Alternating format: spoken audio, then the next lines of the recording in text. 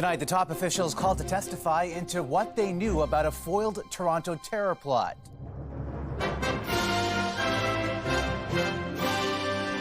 call this meeting to order. Pointing the finger of blame before a rare agreement on a parliamentary probe. Canadians deserve answers. Parliament must do its work as well. Their cuts have consequences to our national security. Questions over how the father and son suspects got into Canada. The UN blasts Canada's temporary foreign workers program, calling it modern-day slavery. By design, puts workers in a situation where they simply do not have access to the same rights. Plus, swift security. Welcome to the Eras Tour! Locking down parts of London for Taylor Swift's next show. I really think this is a cherry on top of a sundae. The small Saskatchewan town offering a big reason to build. And the new discovery on Mars reigniting hope. There is a chance that that life has moved underground.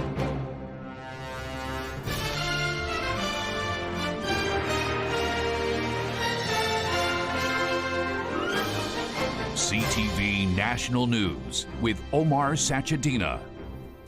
Good evening, everyone. A rare late summer show of unity from all major parties at an emergency meeting on Parliament Hill today, looking into the immigration and security screening of a father and son accused of plotting a terror attack in Toronto. Now, senior officials will be called to answer questions about what they knew and when. CTV's Rachel Aiello on who is on the list and the finger-pointing that's already begun.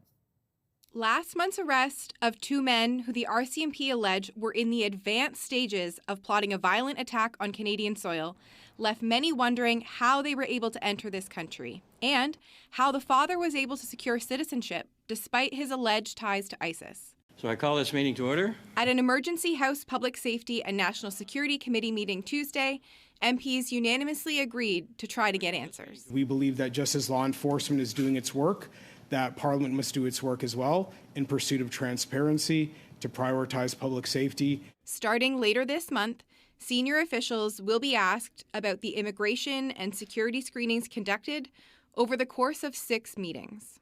Among the witnesses MPs want to hear from are Public Safety Minister Dominic LeBlanc, Immigration Minister Mark Miller and their deputies, as well as the RCMP Commissioner and the interim CSIS Director. But with the cross-party collaboration came an exchange of accusations over who should take the blame. The Conservatives called the case a shocking intelligence failure, while the Liberals pointed to Harper-era border agent cuts. We look forward to having these meetings so Conservatives can truly appreciate that their cuts have consequences to our national security and the safety of our communities. Beyond the parliamentary probe, the federal government has launched an internal examination of the circumstances of this case, something Prime Minister Justin Trudeau says is being taken extremely seriously to ensure Canadians maintain confidence in the immigration system. Omar? All right, Rachel, thank you. The United Nations is warning Canada that it risks failing to living up to its reputation as a global champion of human rights if it does not do more to prevent the exploitation of its temporary foreign workers. The report is based on a special rapporteur's visit to Vancouver, Toronto, Montreal, Ottawa, and Moncton last year, and states women reported sexual harassment, exploitation, and abuse. Workers were encouraged to take painkillers or home remedies for health issues, and situations of 20 to 30 people sharing a single washroom. CTV's Colton Prail on the stain and proposed solutions. A scathing UN report calls Canada's temporary foreign worker program a breeding ground for modern-day slavery.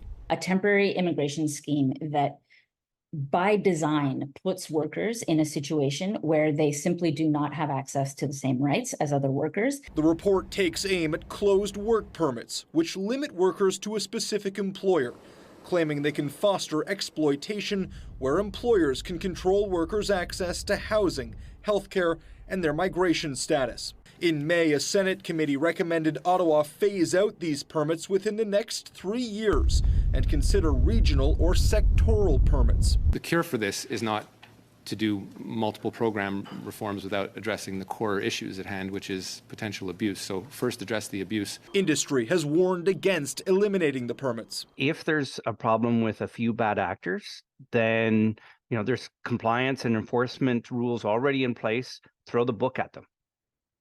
don't change the whole thing. Historically used to support Canada's agricultural sector, the influx of temporary workers skyrocketed in recent years, from 84,000 in 2018 to roughly 150,000 last year.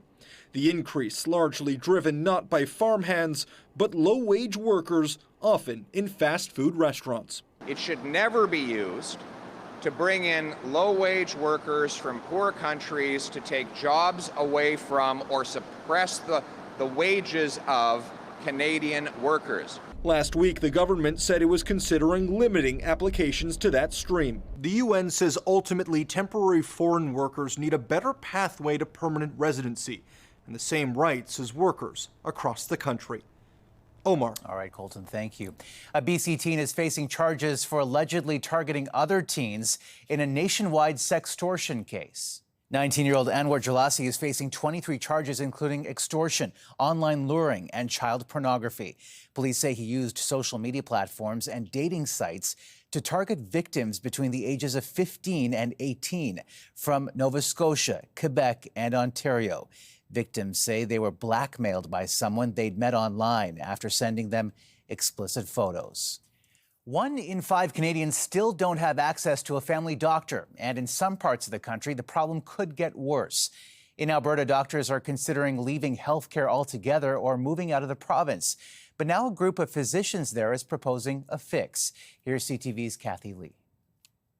The family doctor shortage in Canada creating a crisis situation. More than 6 million Canadians don't have one. It's extremely concerning. I have children with lots of extra medical and mental health needs, and it's hard enough to have a family physician available for needed referrals. Doctors in Alberta recently highlighting the shortage. We're going to lose more and more family physicians if we can't promise them that there's going to be a lifeline at the end of this. That lifeline is a new funding model. The current one makes it unaffordable to run a practice. Maybe they spent 20, 30 minutes with you. Then they are now spending probably another 45 minutes to an hour just doing that paperwork, right, that doesn't get paid. The Alberta Medical Association found of roughly 1,300 family doctors, 61% considered leaving healthcare, with nearly half of new doctors considering a move out of the province. We certainly know that people have left for BC, and they're going to probably start to leave to other provinces as well. Provinces like BC have a new funding model.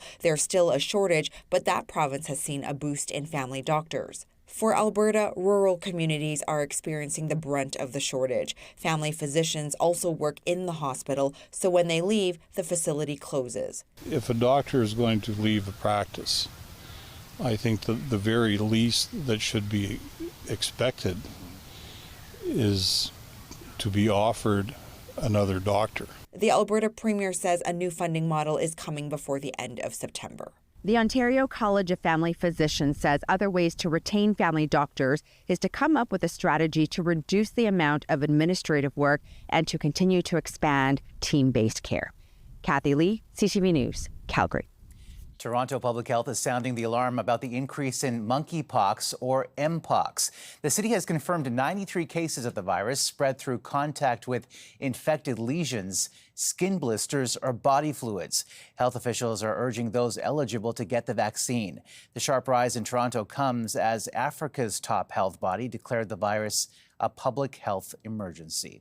Nova Scotia is following Ontario's lead, trying to stop sexually transmitted infections by offering free at-home test kits, a first of its kind in Atlantic Canada, which could help address gaps for people in rural communities and those experiencing homelessness.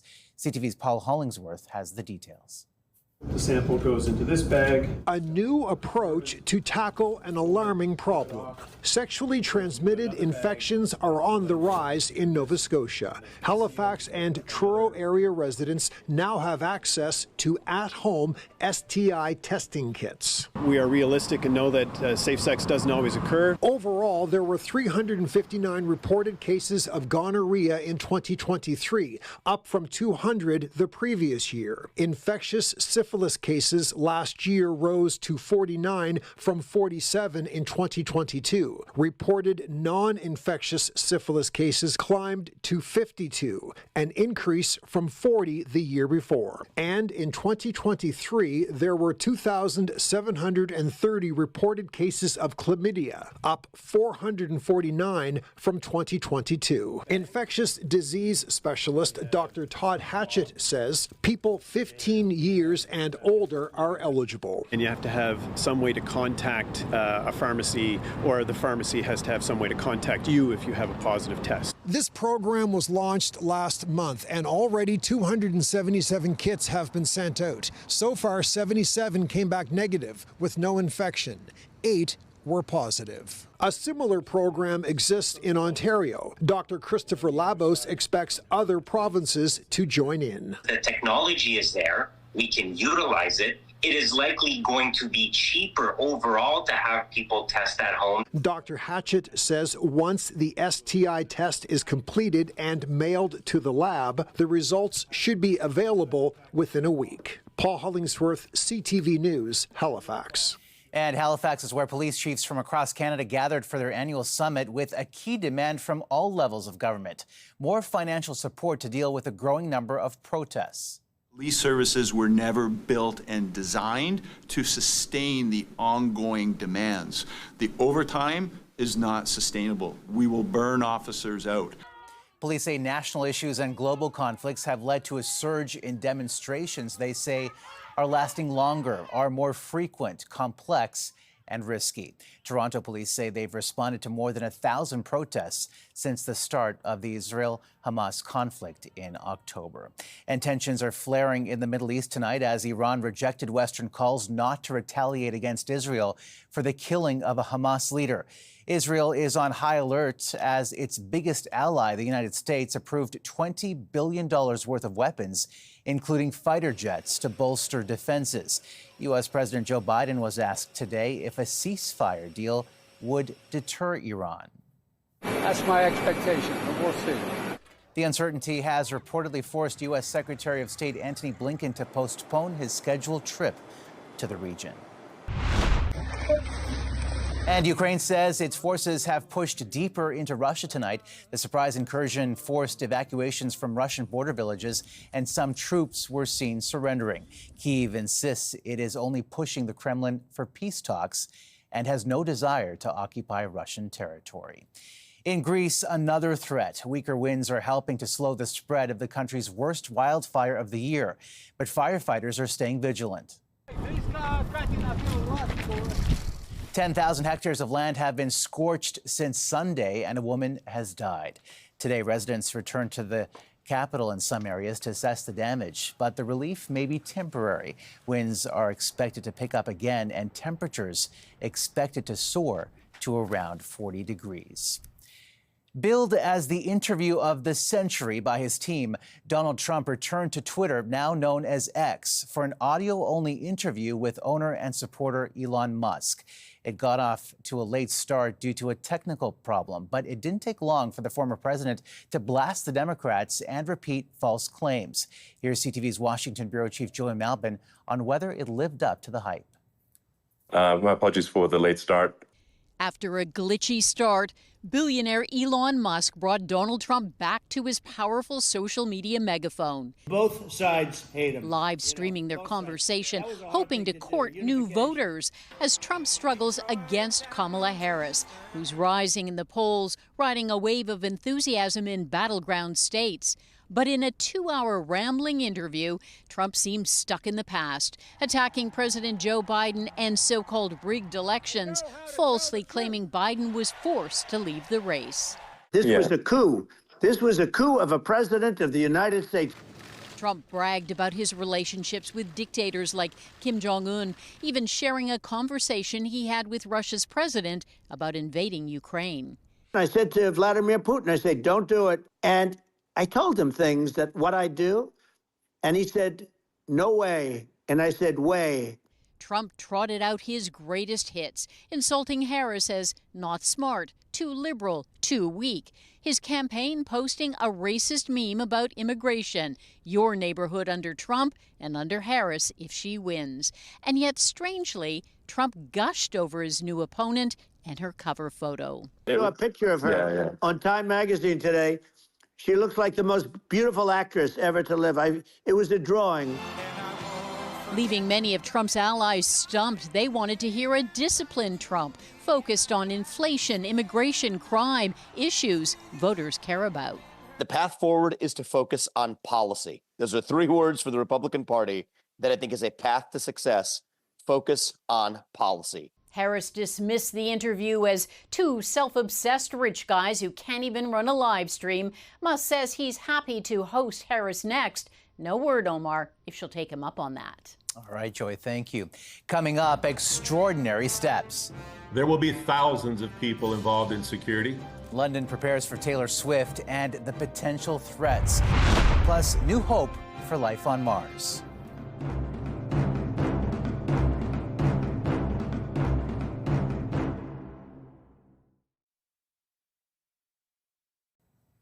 One of the largest stadiums in the world is taking no chances.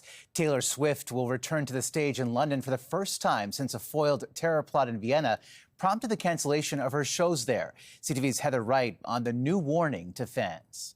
London, welcome to the Eras Tour. Taylor Swift will return to the stage on Thursday with more than 90,000 fans expected to pack London's Wembley Stadium each night for the final performances of the European leg of her Eras Tour. There will be thousands of people involved in security. There will be uniformed security in law enforcement. There will be plainclothes security in law enforcement. It's the first time the pop star will perform since authorities thwarted an apparent terror plot targeting her shows in Vienna. And officials have announced there will be none of this, open-air sing-alongs known as tailgating. These congregations have become a mainstay of the Eras Tour, with more than 40,000 fans gathering outside the stadium in Munich to listen to the concert. While tailgating was banned at Swift's earlier appearance at Wembley, the stadium announced today it will move any fans who gather outside the venue who don't have a ticket. Last week, authorities in Vienna arrested 3 teenagers accused of targeting a gathering area outside the stadium where Swift was set to perform. One of them, seen here wearing an ISIS flag and holding machetes, allegedly confessed to planning a suicide attack with knives and explosives. Wherever there's a whole pile of people, it's a target-rich environment. And the concerts will go on. I mean, they just can't stop because of the actions of a couple of people. Security forces across the world just have to keep preparing accordingly and move forward. Officials in Canada are watching closely what's happening overseas, with Swift playing 6 shows here in Toronto and 3 shows in Vancouver this fall. Heather Wright, CTV News, Toronto. Still ahead, the bold new incentive to build in Saskatchewan.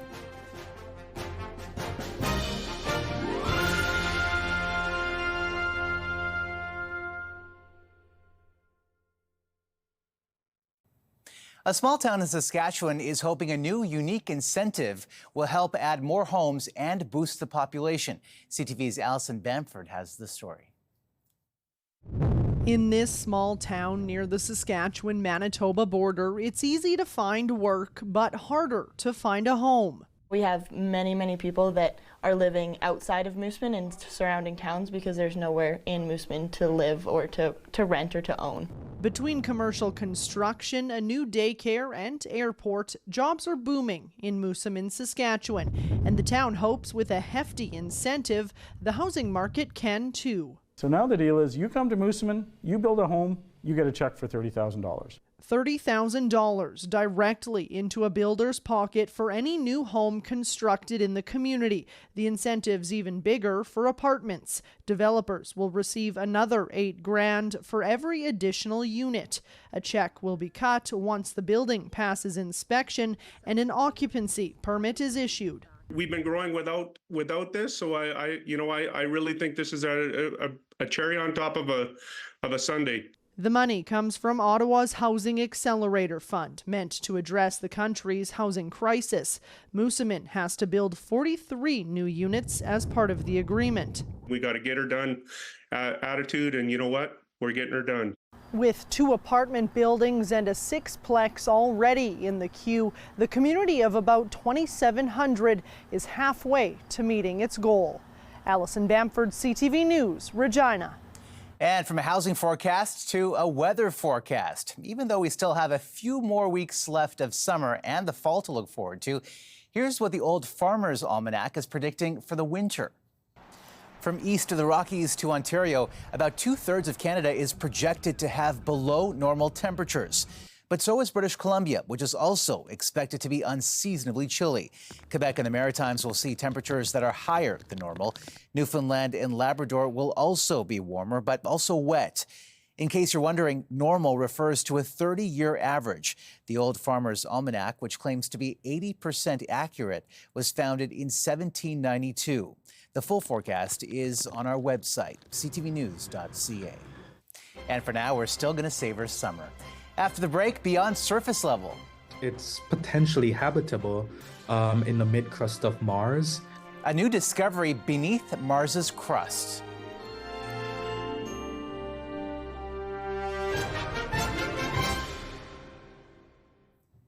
Fascinating new research to tell you about tonight about a planet that's long been a source of mystery and wonder. CTV's Garrett Barry on the new roadmap in the search for life on Mars. Scientists believe that Mars once looked pretty familiar, with lakes, riverbeds, and possibly oceans. Mars once looked like Earth 3 billion years ago, and now it doesn't. It was never quite clear where it all went. This new research, published Monday, gives a possible answer. Water is a key ingredient for life as we know it. It means that it's potentially habitable in the mid-crust of Mars. And so there's just so much to learn when you know where the water went. Researchers used the tests taken by NASA's Mars InSight lander. They listened to the seismic measurements, the so-called Mars quakes, and concluded that some of it suggested the existence of water under the surface. And not just a little. They estimate there's an ocean's worth, enough to cover the whole surface of the planet. It might also mean there's life down there, just like there are bacteria in the groundwater here on Earth. If there has ever been life on Mars, and the water that is underground is the same water that was on the surface, there is a chance that that life has moved underground. Just don't expect the next NASA trip to dig a big hole. Researchers estimate there's lots of water, but it's some 20 kilometers underground. On Earth, you often have to circulate fluids, whether that be liquid water or mud, to make drilling a little bit easier. You also need the power capabilities, and you need to bring those things on Mars. So even if we can't tap this water source today, there's still a lot of excitement. It might be useful in the future, and either way, it's still a bit of the Mars puzzle that we didn't see until now. We'll see what comes next, but I'm over the moon. Garrett Barry, CTV News, St. John's. Over the moon. And that's a snapshot of this Tuesday for all of us at CTV National News. Thank you for watching, and good night.